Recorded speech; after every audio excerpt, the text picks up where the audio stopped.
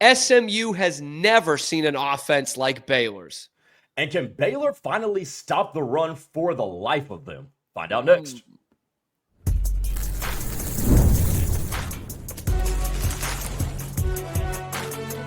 You are Locked On College Crossover, part of the Locked On Podcast Network. Your team every day.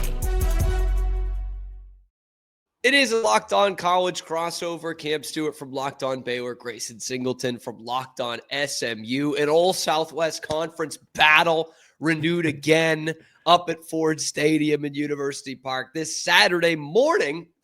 Get the alarms ready on the CW at 11 a.m. Baylor looking to bounce back. SMU looking to make it 2-0 after a trip to the college football playoff last year. Let's take a look at what Kevin Jennings can do after what Jackson Arnold definitely did to Baylor last week, and whether I was maybe right this time and SMU hasn't seen an offense like Baylor's. We'll look at the bright spot there. And both these teams already week 2 with some crucial names on the injury report. We'll go through who might play and how big of a difference that'll make in this game.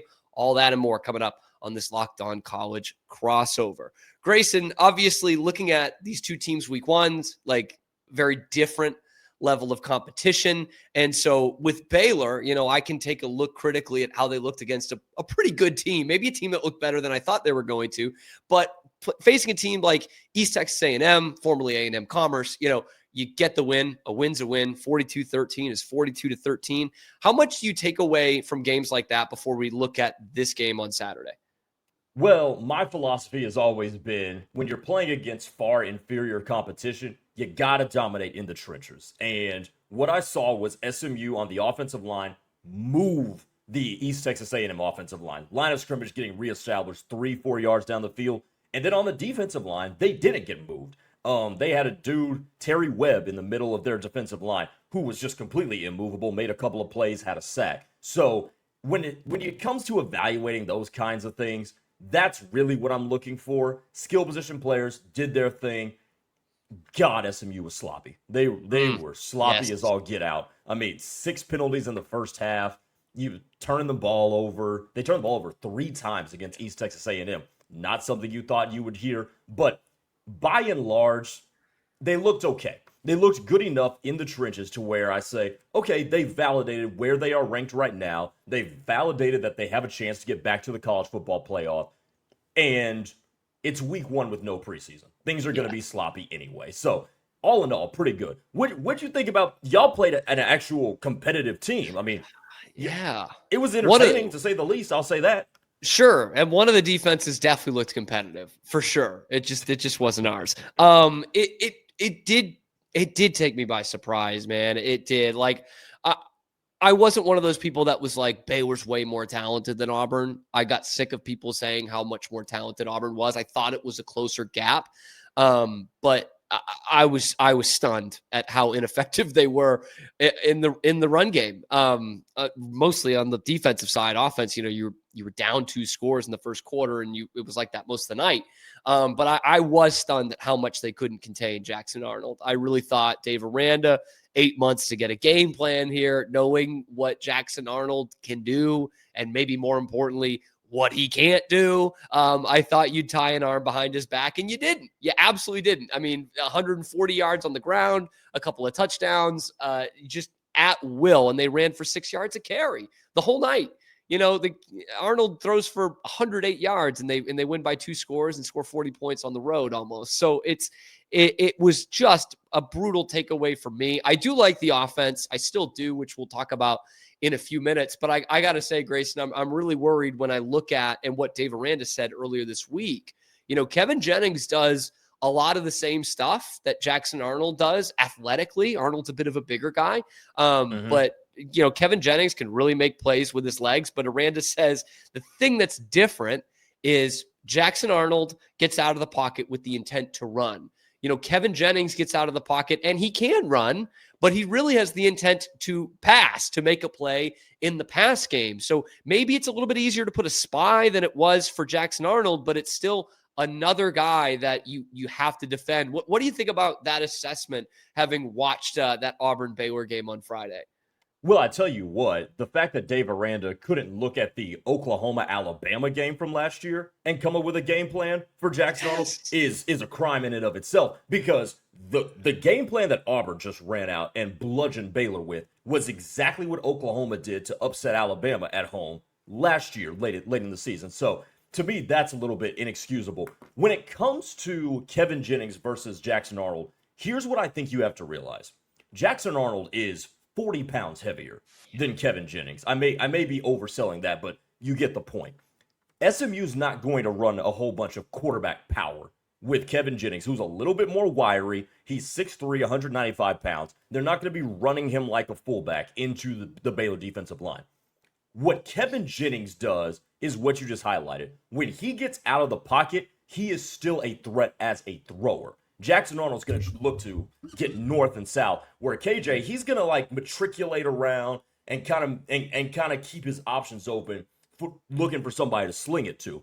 So in terms of that, Baylor, I think, is going to be more susceptible to the over-the-top plays from SMU. And SMU hit East Texas A&M with a couple of them. But one of them was on a Kevin Jennings rollout, and Jalen Cooper sneaks out behind the defense, long touchdown. I think that's where Baylor's going to be susceptible if they let Kevin Jennings get out of the pocket. Because unlike Jackson Arnold, Kevin Jennings is still eyes downfield like a pro-style quarterback looking to get rid of it. Yeah, and you saw that on Saturday, and certainly saw that last year in the college football playoff run as well. If Jackson Arnold could do that, man, Oklahoma might have been in the semifinals last year. But he's not exactly Kevin Jennings when it comes to that. And looking at that, the Jennings numbers look fine, look good actually, and obviously it's a pretty comfortable win. But having watched the game, I would say there was some ups and downs. Maybe it was just uneasy watching it. You talked about the turnovers in there. Are we starting to see the seeds of, maybe not bringing back a ton of the quantity of guys from last year, and now one of the quality guys hurt? That's a really, really stupid and not easy to follow way to put it that I just did it there. Because we're going to talk about the injuries later. But yeah. Did it have the seeds of like, ooh, man, this just isn't the same team from last year?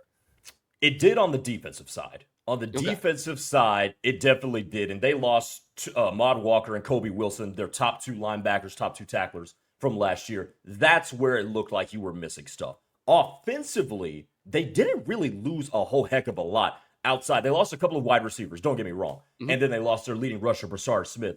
But in terms of the things that were popping up, I don't think they were directly correlated with the dudes that they lost. They returned left tackle Savion Byrd, who was, I think an atrocity would be a little bit hyperbolic, but he wasn't good at that left tackle spot. And where you see it was that left side where the blindside rusher came and got Kevin Jennings for the strip sack, one of the turnovers that SMU had. So that to me wasn't a correlation with the dudes that they lost. It was just, I don't know if the tackles are as good as we otherwise, especially on the left side, thought they would be.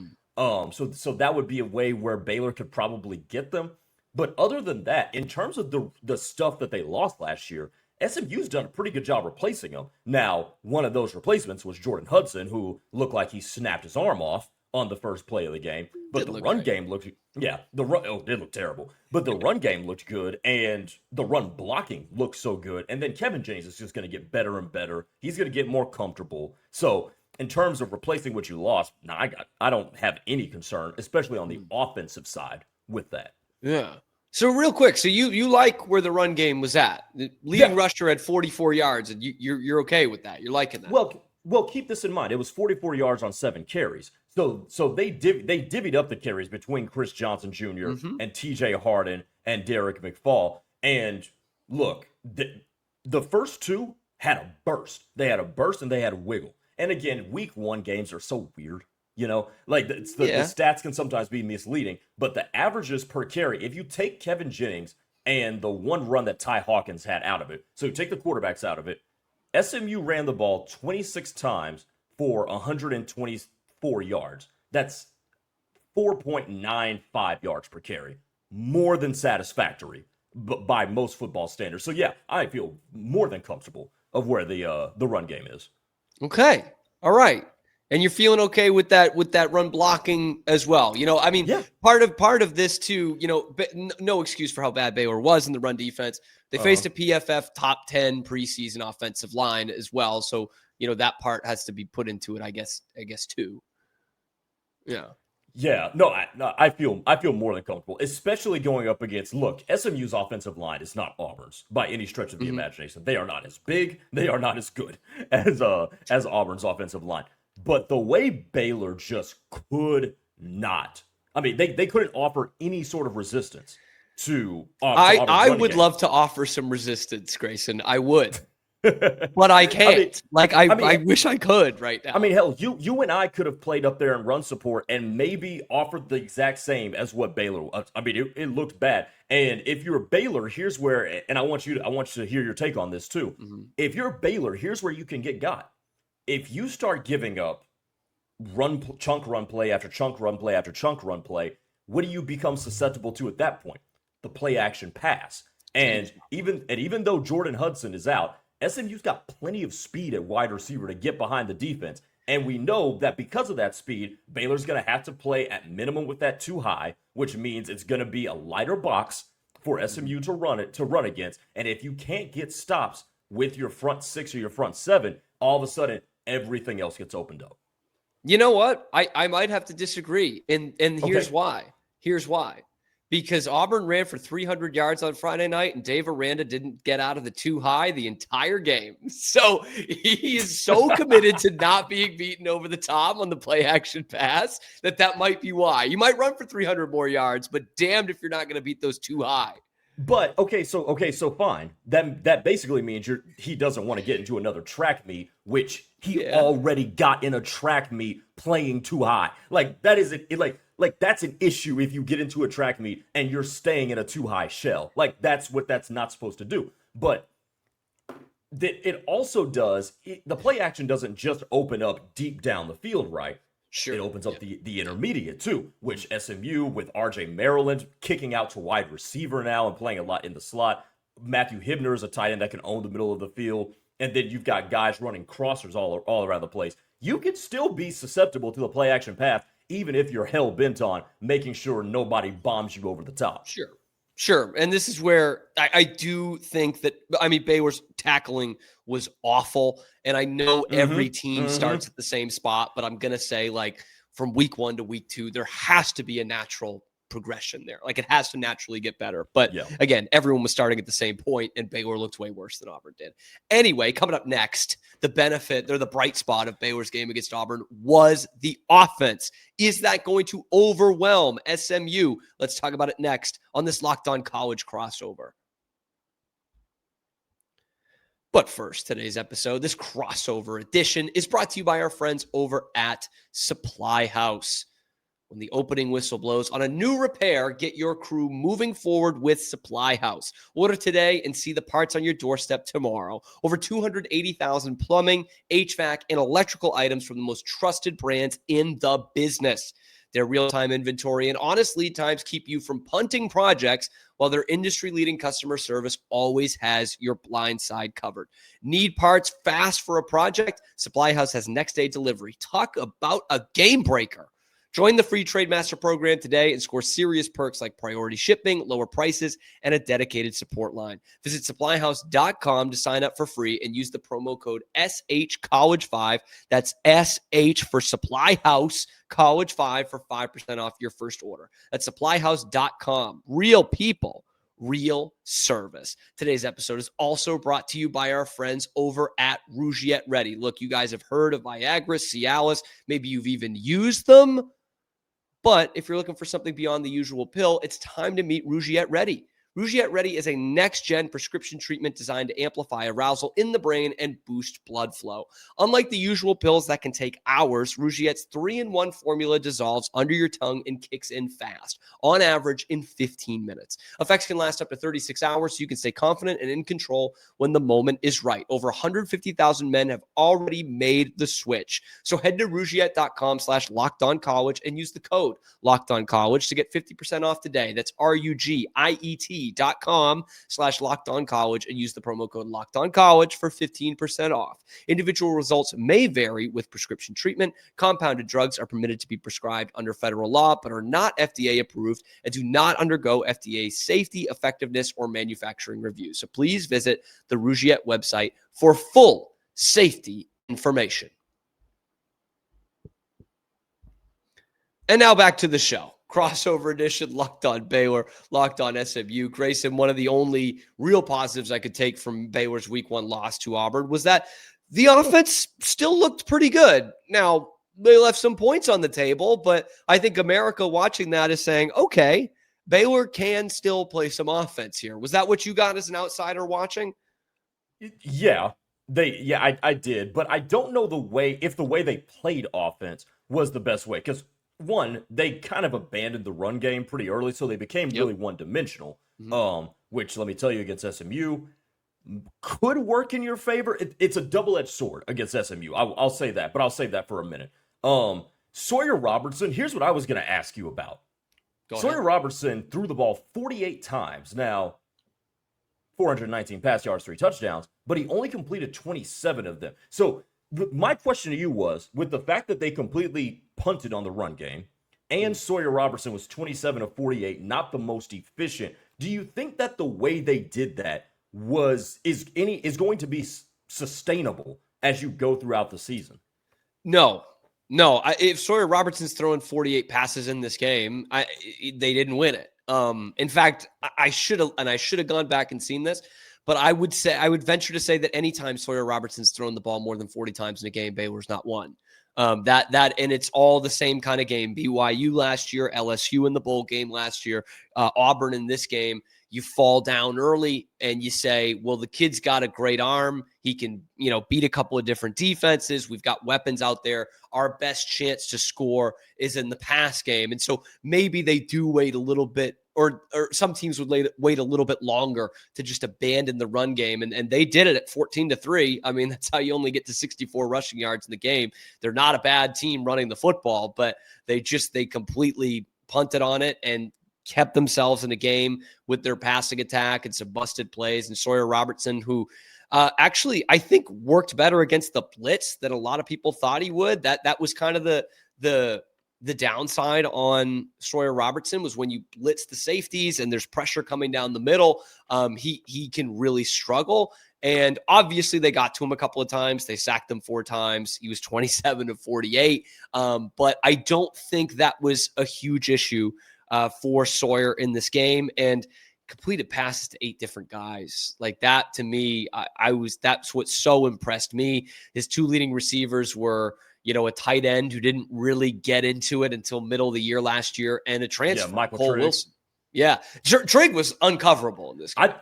Michael Trigg concerns me. What jumped out to me too, they didn't use Kobe Prentice a whole lot. The transfer from Alabama, speedster, good route runner, good hands. I was kind of surprised when I looked at the box score after the game, and I only see Kobe Prentice caught 2 balls for 38 yards. Great, so he made explosive plays, but you would see more of him. And what is interesting to go off of that too is he had a touchdown. And so I thought we would have heard his name more, and he scores on a 4th down touchdown. So that's where I see it. And I'm like, look, it's not going to work against Auburn right now because you've already lost the game. But the fact that there's a line of trust from Jake Spavital, the OC, to his quarterback, and his quarterback specifically to anyone out there. He completes a touchdown pass to a true freshman running back. You know what I mean? If you're open, you're getting the football. He's not one of those guys that gets nervous and is just like, ooh, I need to find Michael Trigg because he's 6'4". He was really spreading it out. And yeah, Kobe Prentice did not play a lot in this game. He did not get a lot of targets and was a name that you just didn't hear very much. And, 4th and 9, he runs a good route, and there he is catching a touchdown. So that's like really where I think this Baylor offense is scary. I don't know. I don't think Cole Wilson's their best receiver, and he went for 8 catches and 134 in that game. He was uncoverable. So that's where I think, I think Baylor can get at SMU a little bit. Now, of course, they need to not fall down 2 scores early, like they did in this one and like they did against LSU. But I think that would probably be some pause for concern for the Mustangs. Here's the thing, though.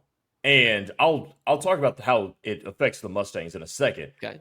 I think if you're Baylor in this game and beyond, the offense has to be more efficient. They looked like they were so reliant on the big play. They were reliant on the explosive instead of being able to actually matriculate the ball down the field. Now they did so on a couple of drives, but when you look at 27 of 4, when you look at 27 of 48 for 419, that just screams we are reliant on bombing you over the top. And that can be feast or famine, especially against a team like SMU. I'll pivot off that. That's got really good safeties. SMU's got two really, really good safeties, Isaiah Wacobia and Ahmad Moses. He also had a pick six. But a long one, a very long one. 95. Now, the way Baylor played offense against Auburn is a double-edged sword against SMU. If you're going to drop back that many times, SMU's pass rush and their defensive line is very, very good. I'm very comfortable saying that after one game against a far inferior opponent.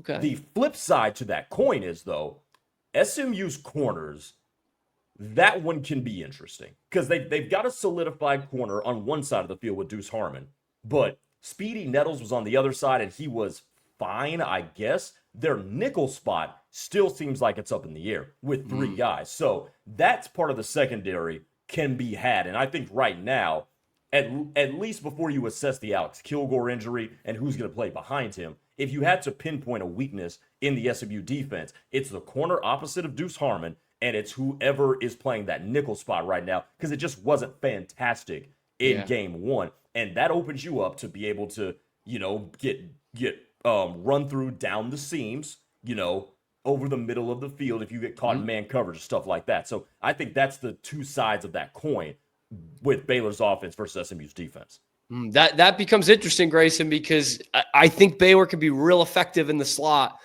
Kobe Prentice is one of those guys. Yes. Ashton Hawkins is one of those guys. Cole Wilson will probably play most of his snaps in the slot. Michael Trigg, if you put him out there in the slot too. That was the other thing I was going to mention. You could put Trigg out there. He's athletic enough that you can.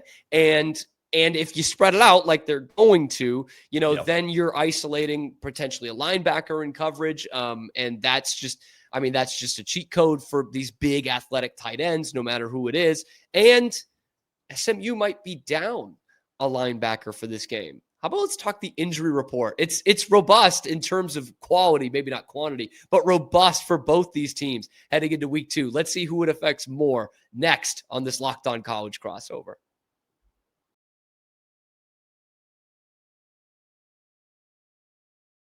The NFL season is almost here, and FanDuel is making sure you're ready for kickoff with a can't-miss offer. Right now, new customers can bet just $5, and if your bet wins, you'll get $300 in bonus bets to use across the app.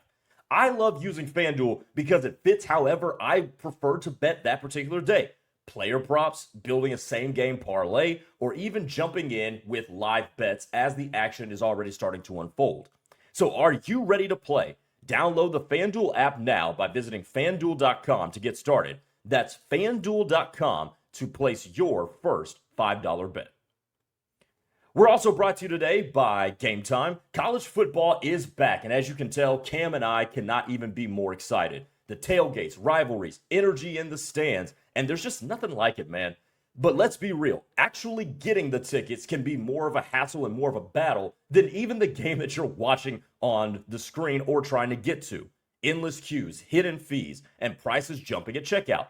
But that's why I personally use Game Time, the app that gives the advantage back to the fans. It's the easiest way to score last-minute tickets at the best prices with no surprise fees. What you see is what you pay.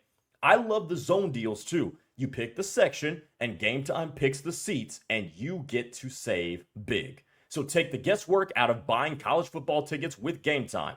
Download the Game Time app, create an account, and use code LOCKEDONCollege for $20 off your first purchase. Terms apply. Again, that's promo code LOCKEDONCollege for $20 off. Swipe, tap, ticket, go. Download the Game Time app today.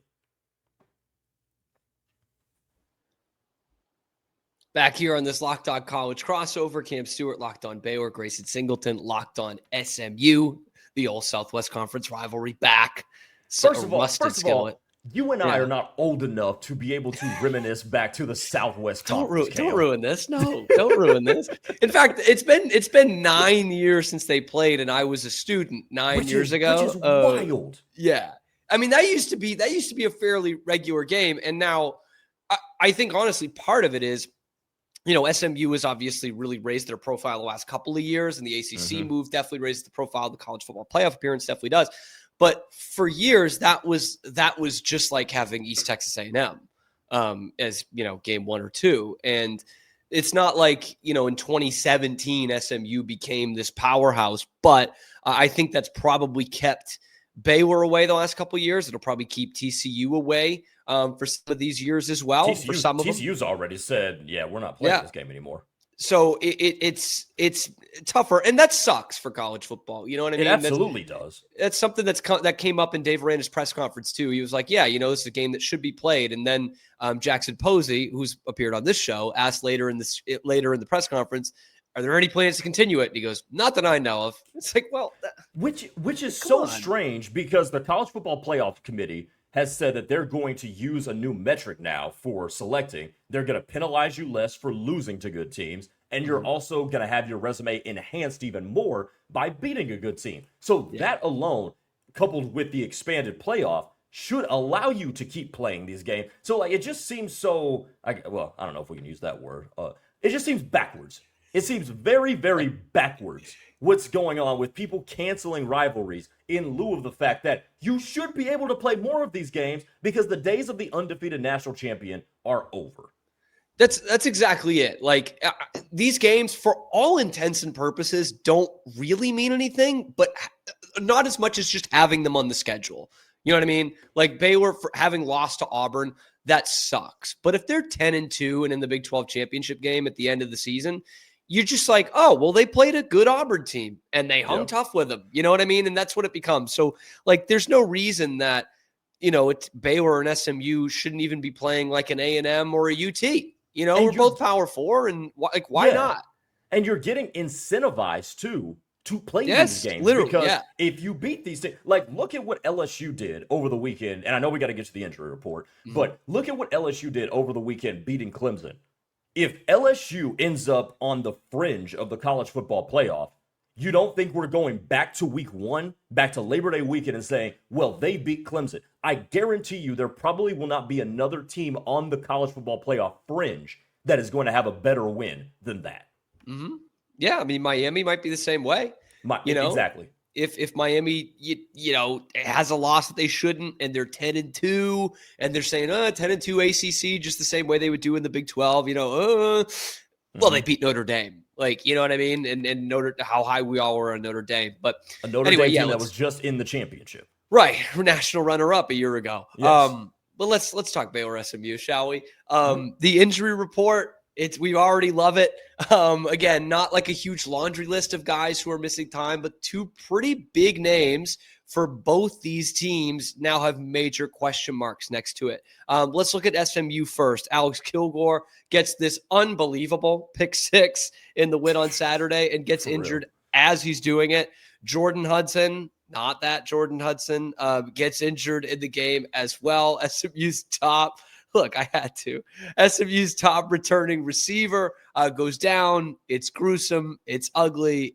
X-rays are negative. But Grayson, you seem pretty confident he's not going to play in this one or even be any kind of effective if by some miracle he is playing. Well, he looked like his arm was going to fall off. No, it did. I don't, from what I've heard and the information that I've been able to glean, minimum 3 weeks, I think, is what we're looking at with Jordan Hudson. I don't think he's back for the TCU game. I mean, at this point, you're saying, will he be back for the conference opener against Syracuse? And that one, to me, is kind of where it's like, will he play or will he not?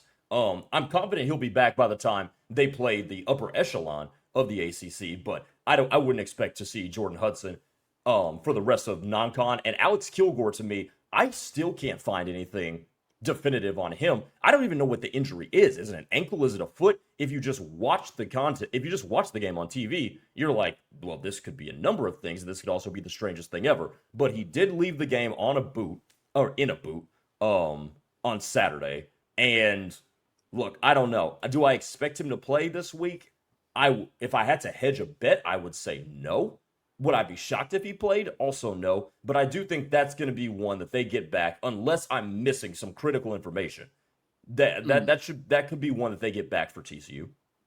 And that's pretty big pieces on both sides, right? A guy who started all 14 games last year in Kilgore, and again, your top returning receiver in Hudson.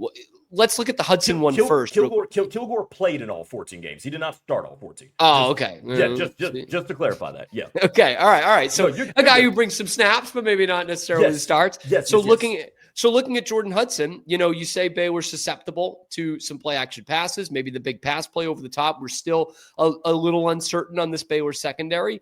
Taking Hudson out of the game plan, how much does that change things?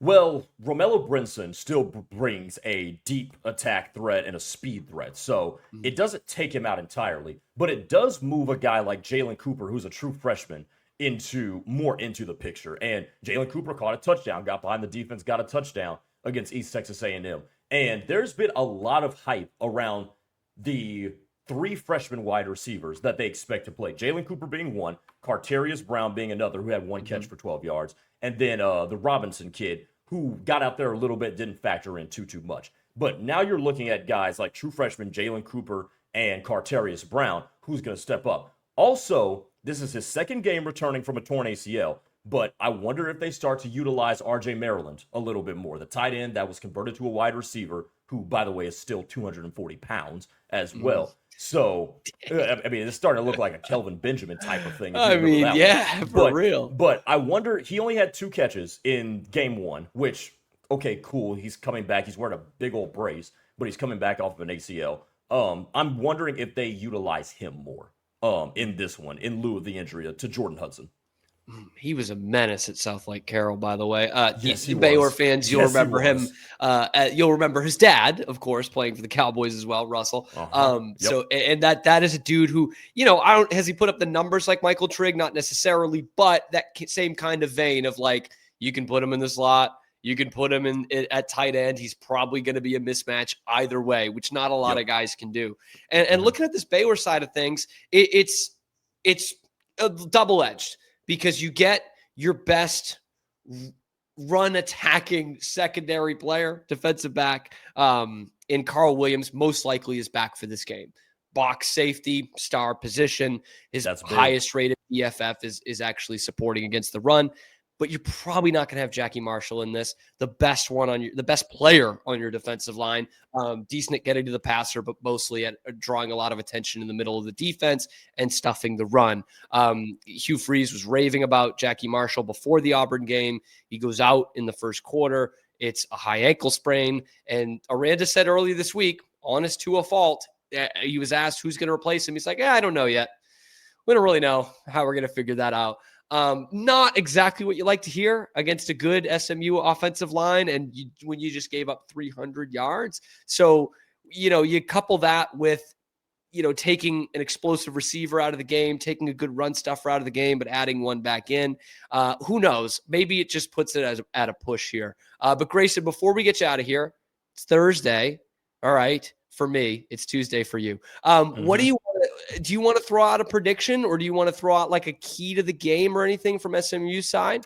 Key to the game is limit the explosives. I think SMU offensively is still going to be fine, even minus Jordan Hudson, especially with the way they can run the ball. And we've seen Baylor's inability through one game, albeit, to stop the run. But they've got to limit the explosive, make Sawyer Robertson actually move down the field, and see if this offense can actually efficiently move itself down the field. So that's what I would say for SMU. I'll go with the Mustangs winning this one.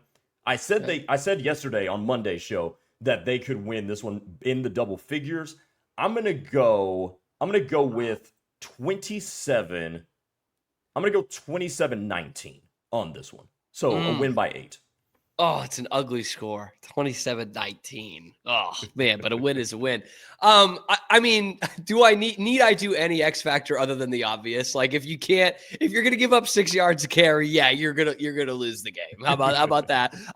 So aside from the obvious, I've said it a couple times on my shows this week. I mentioned it earlier in the show too.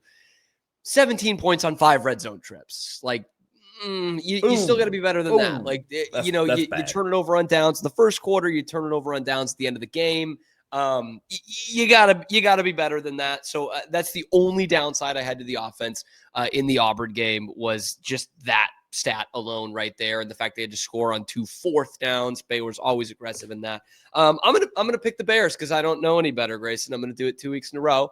No, I actually do. I do feel better about this game because I do think they will tackle better, and I think SMU's got a good offense. I don't know if they have the run game that Auburn has. I think it's going to be hopefully a little bit easier for Baylor to combat that. And again, they were 1 play away from most of the game.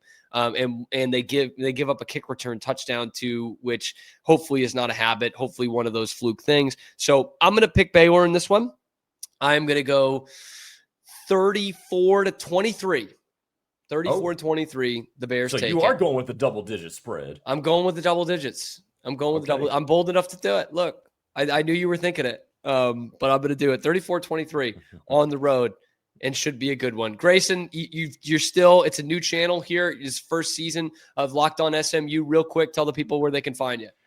Gray_Singleton 2. It's right there at the bottom of the screen is where you can find me on Twitter, but go ahead and subscribe to the channel, Locked On SMU, on YouTube, but also on Spotify, Apple Podcasts, or wherever you get your podcasts. And also follow Locked On SMU on Twitter as well.